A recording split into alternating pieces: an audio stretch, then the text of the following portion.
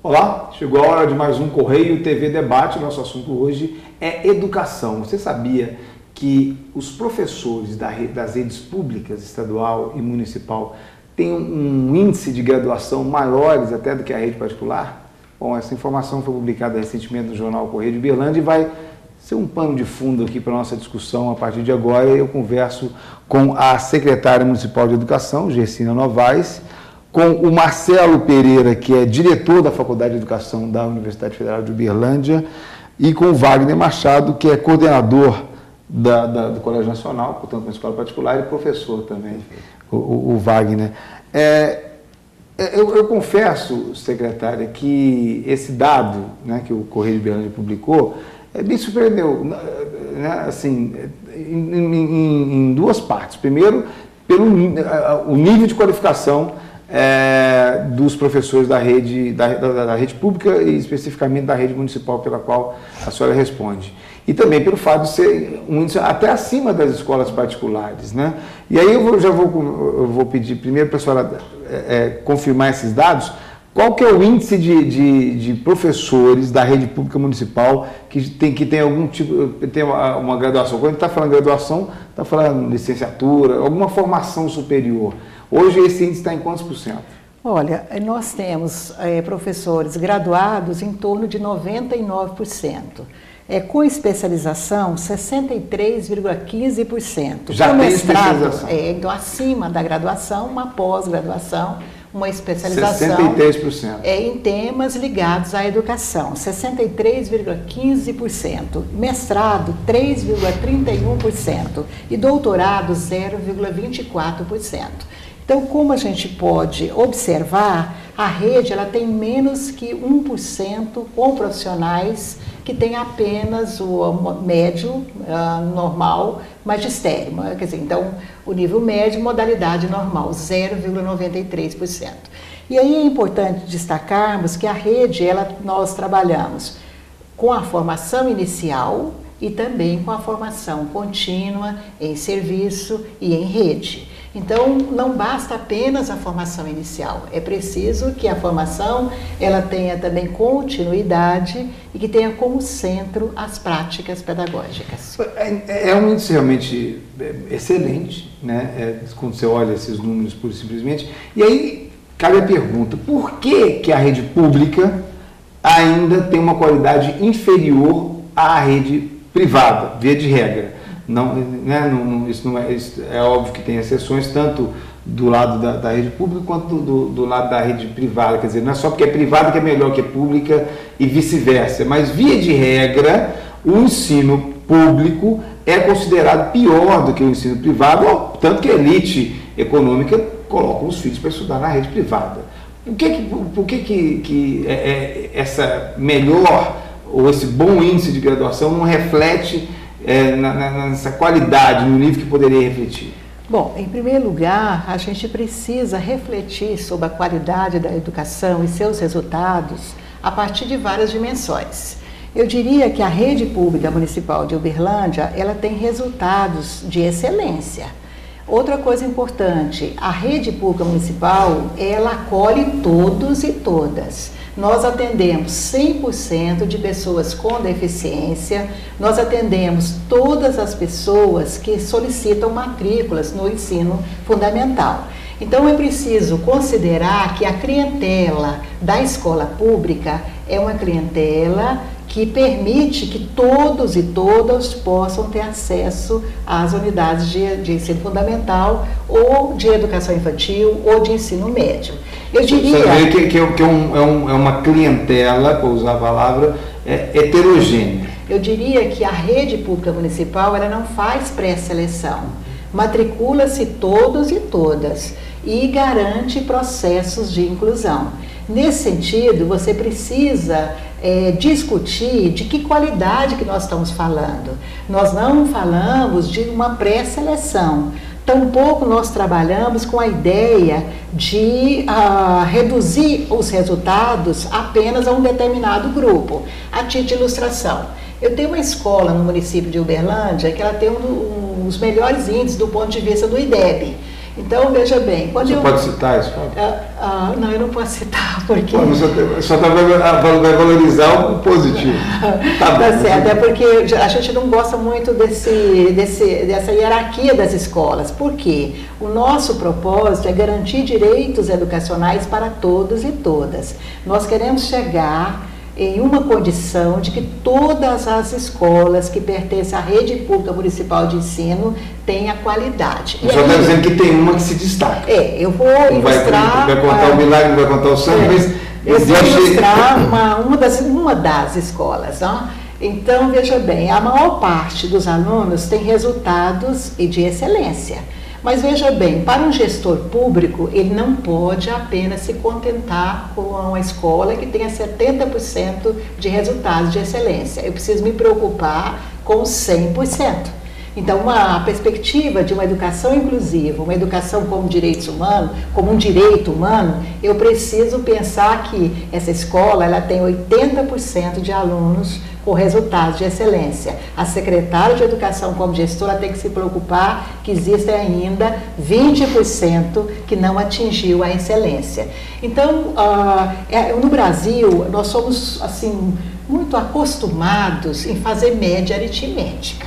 Eu não gosto da média aritmética. Ela pode nos levar a um uso indevido dos dados estatísticos. Então, você pega uma escola e você diz assim, olha, eu tenho uma escola que 80% tem resultados de excelência. Então, essa escola é de excelência. Eu digo, não, escola de excelência é aquela onde não tem a presença da violência, onde a educação é educação para a cidadania, onde ela trabalha a relação de igualdade entre as diferentes raças, as diferentes culturas, a condição de sexualidade, onde os profissionais são valorizados, têm condição de trabalho, onde há formação inicial e continuada. Então, a ideia de excelência, ela precisa ser repensada. Então, a ideia de qualidade, eu não posso ter apenas 2 indicadores. Mas o poder público tem condições de medir todos esses indicadores sistematicamente? Bom, em primeiro lugar, nós trabalhamos com vários indicadores e com várias fontes para que a gente possa verificar se essa meta em relação a determinada habilidade vem sendo desenvolvida ou não. Nós retomamos dados das avaliações sistêmicas, são avaliações nacionais, né?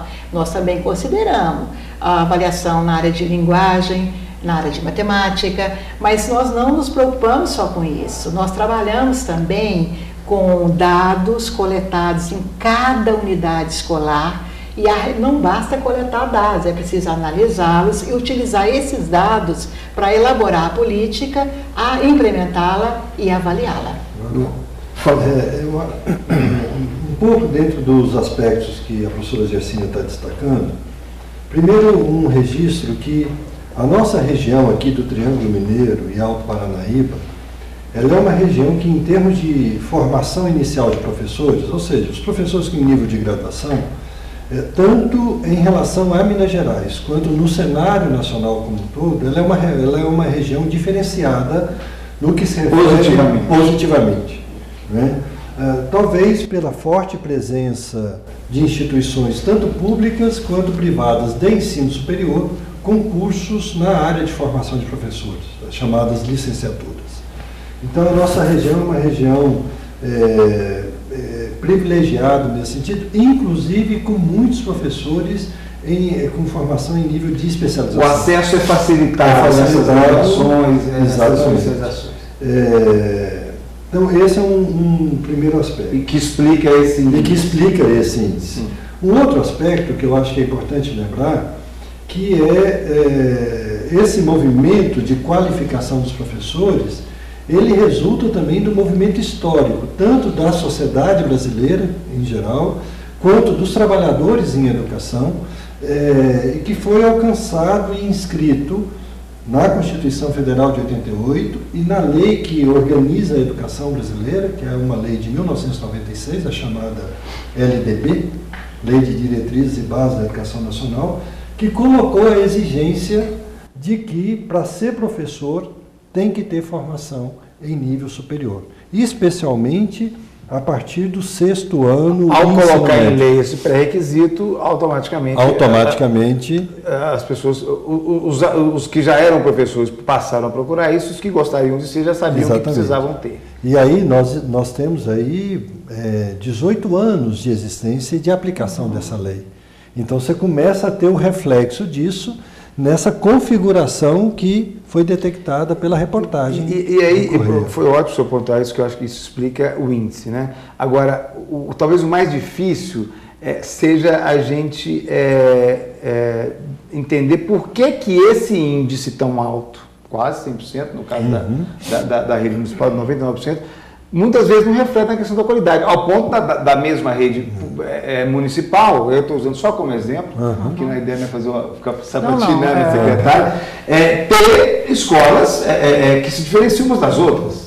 Mas, assim, você me permite, no caso, comentar esse ponto? Porque eu penso o seguinte, César, eu gostei muito dos números que a secretária trouxe e é intrigante você perceber, é evidente que o professor ele tem que ter uma formação adequada, que faça mestrado, que continue estudando constantemente. Isso aí é fundamental. Mas nem sempre isso tem traduzido em sala de aula, como você está trazendo o questionamento.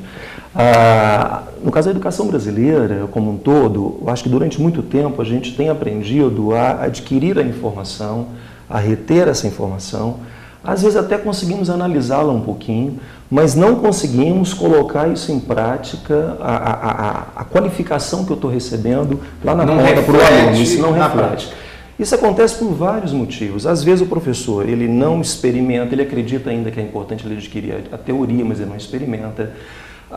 Se nós temos cursos de formações ou de formação em várias escolas de Uberlândia do Brasil, e não há como negar que há também uma resistência muito grande de inúmeros professores, né, de fazer parte dessas formações.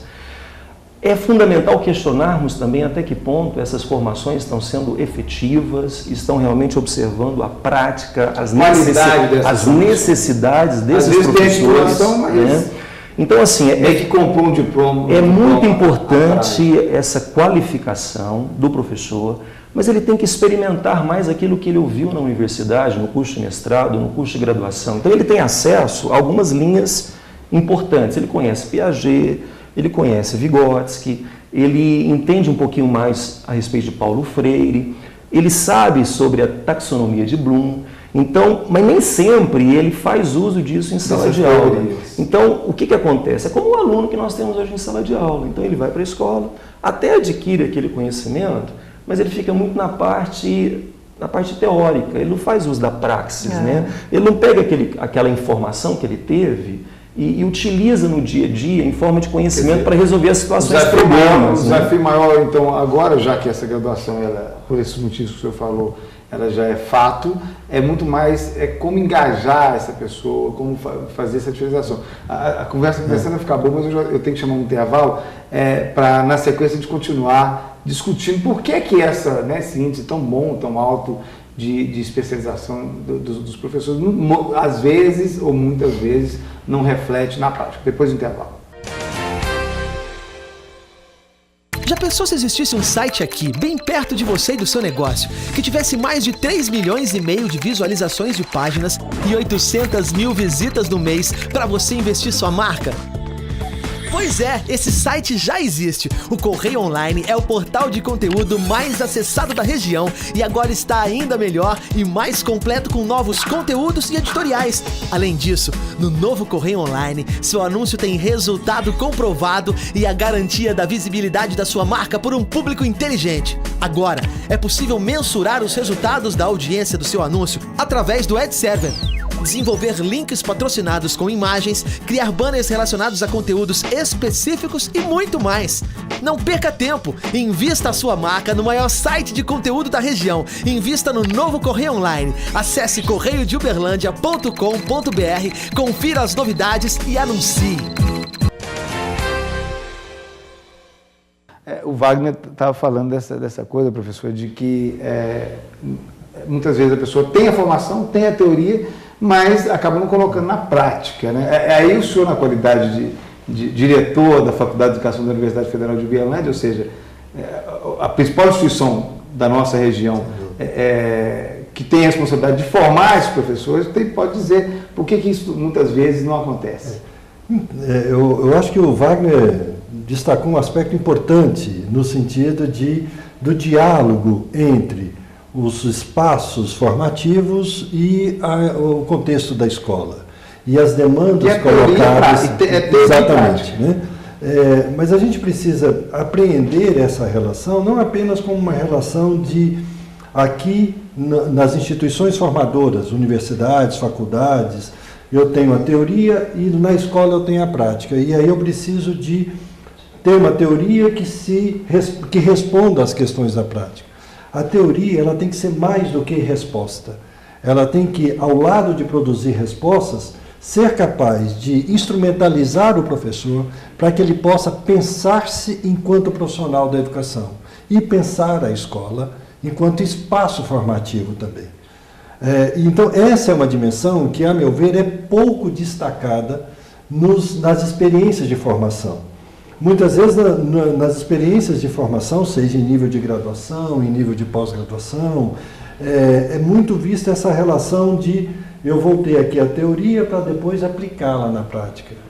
É preciso pensarmos a teoria como ferramenta de trabalho do profissional da educação e não como instrumento de intervenção unidirecional, ou seja, só daqui da formação para a escola, como se ela fosse uma finca que precisa ser penetrada no contexto da escola. Não, a escola ela também é espaço de formação.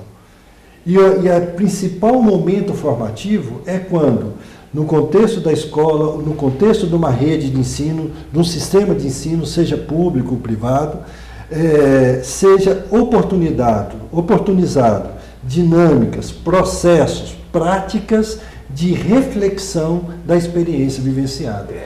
Seria tentando ver se eu entendi, ao fazer isso, você consegue contaminar positivamente. Exatamente. E diretamente aquelas pessoas. E aí aquela resistência que o Wagner destacava, ela é quebrada. Porque não é alguém que está vindo aqui fora para dizer como fazer. Olha, faça assim, assim, assim que vai dar certo.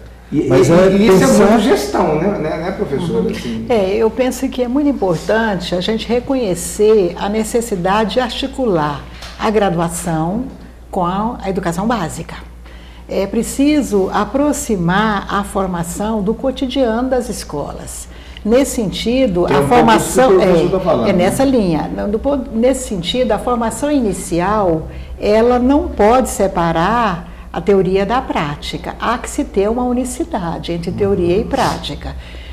Outra coisa importante, o sujeito não está terminado quando ele concluiu a graduação.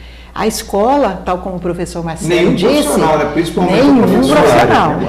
A escola é um grande espaço formativo, mas eu queria articular essa discussão com as primeiras colocações nossas sobre o porquê a rede pública tem esse quantitativo de profissionais com graduação, pós-graduação. Né? Só para repetir quem pegou a história agora, uma matéria publicada pelo jornal Correio de Berlândia e agora os dados reforçados pela secretária.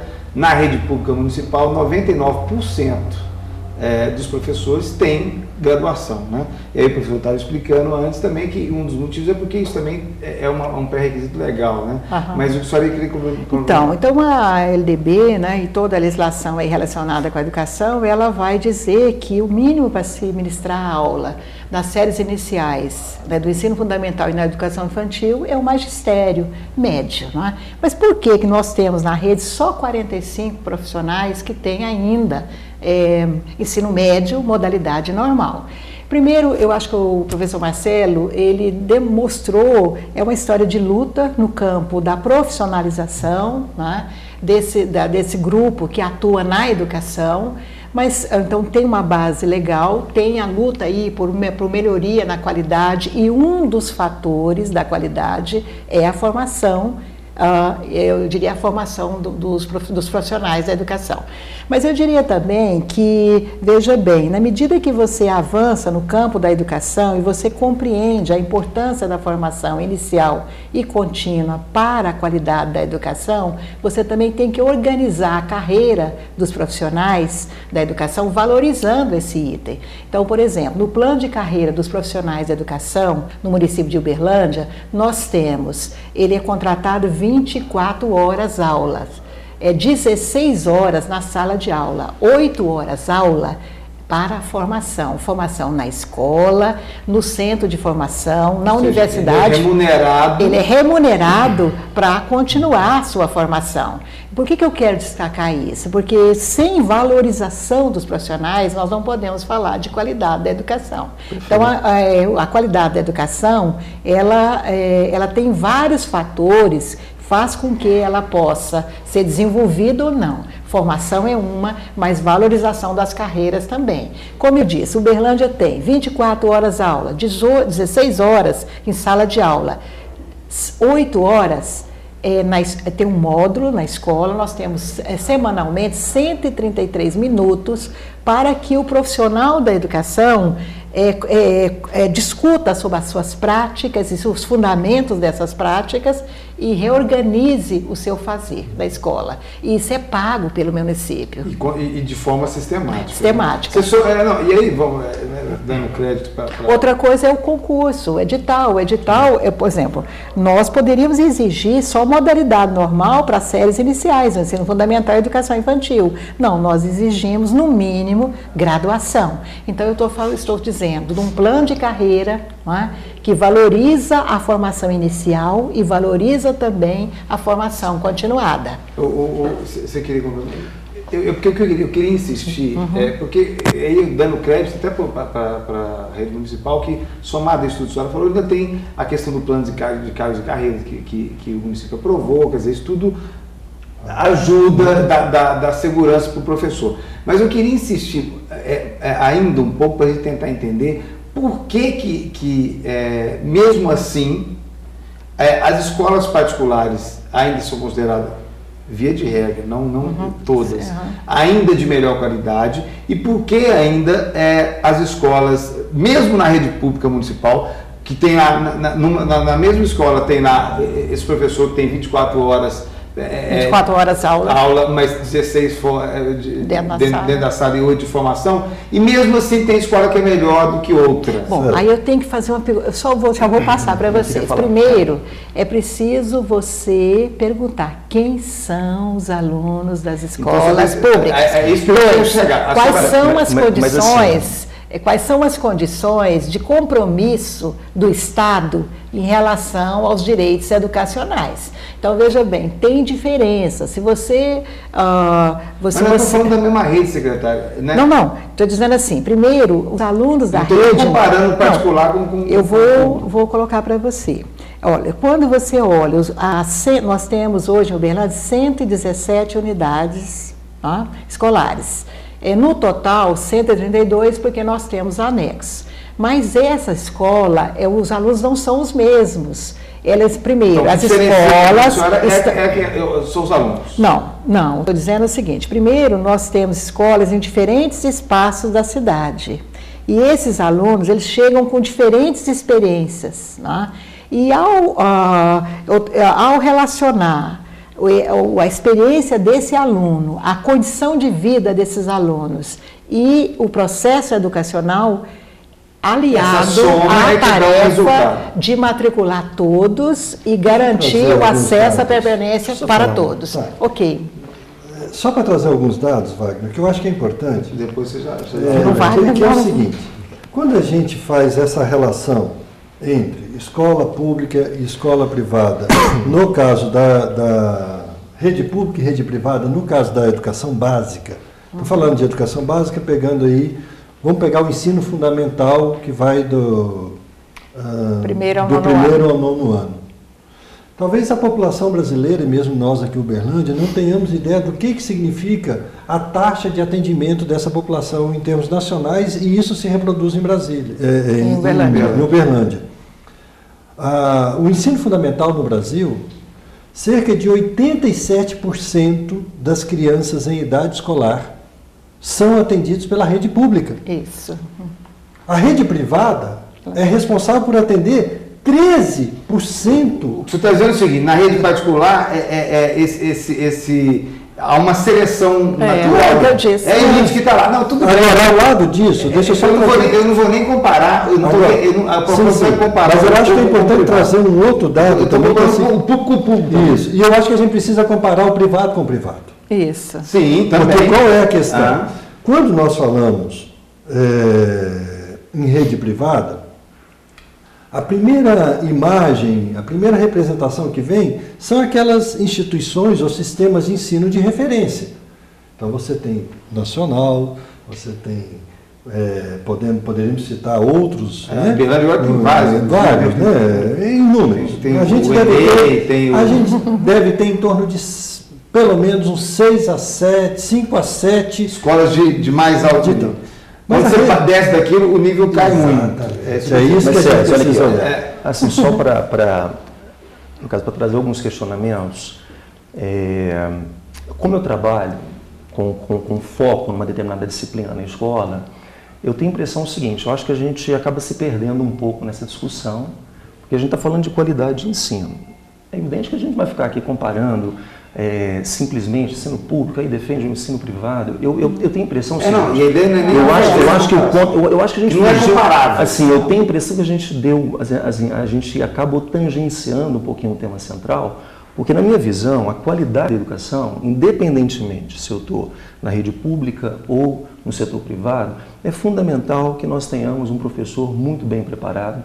E esse professor, é evidente, motivado, que tem que entender, tem que ser valorizado, tem que receber melhor, tem que ter condições para fazer os cursos e, principalmente, que consiga compreender o seu ambiente, saber realmente quais são as necessidades, que consiga aplicar a teoria, porque nós estamos vivendo realmente num ambiente onde somente ter a teoria não adianta, eu tenho que praticá-la, tenho que, como diz o Marcelo, vivenciá-la, experimentá-la, ver se ela funciona ou não, entendeu? Não existe uma regra pronta, mas há uma necessidade que os professores pensem e conheçam os vários caminhos possíveis, que experimentem esses caminhos, que possa compartilhar isso com outros colegas, trocar experiências. Eu acho que agindo assim, convidando o aluno a pensar essa sala de aula, o que fazer realmente para a gente trabalhar em parceria. Passa em algum dia até no resgate do orgulho de ser professor. E até interromper, César, aquela ideia, porque o professor fala muito, o professor ele pensa que pelo ato de repetir aquela informação durante vários minutos ou várias vezes, o aluno vai ter entendido. Não, o aluno ele tem que ser mais autônomo nesse processo, participar dele ativamente. É um trabalho hoje de parceria entre o professor e aluno. Tem que ser uma questão mais aprofundada. Não é a primeira vez que isso acontece, na hora que começa a discussão ficar boa, o tempo termina. Mas eu acho que, assim, primeiro, para encerrar, primeiro eu agradeço a presença de vocês aqui no Correio TV Debate. Aqui o propósito realmente não é comparar público com privado, porque não dá para comparar, né, pelos motivos que o professor já colocou, que, né, quase 90% está no ensino público, então a parte privada é muito pequena, e mesmo nessa parte privada tem uma elite, então a diferença é grande. Eu acho que é mais a discussão mesmo dessa formação, porque também tem diferença mesmo na rede pública, e aí também tem muito a ver com o aluno. Eu acho que nossa discussão passou muito por aí. Obrigado pela presença de vocês aqui no Correio TV Debates. Essa discussão vai continuar, é um tema bastante instigante. A gente se vê no próximo programa. Até lá.